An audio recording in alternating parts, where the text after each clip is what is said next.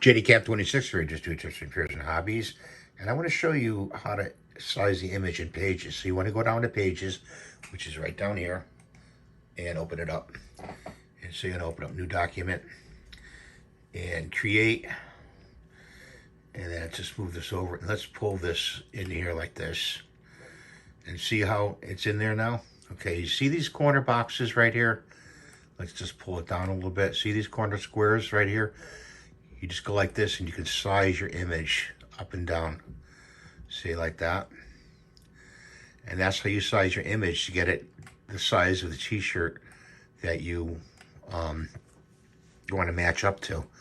What you'll do is just size it, print it out, cut it out, and then see if it looks the same size as what is on your t-shirt that you want to redo.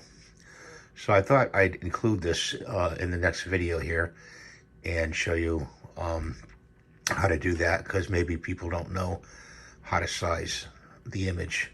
You could do it in a photo program on a Windows computer, but it's easier on a Mac. Thank you for watching. Please rate and subscribe, and we'll see you in the next video. Take care.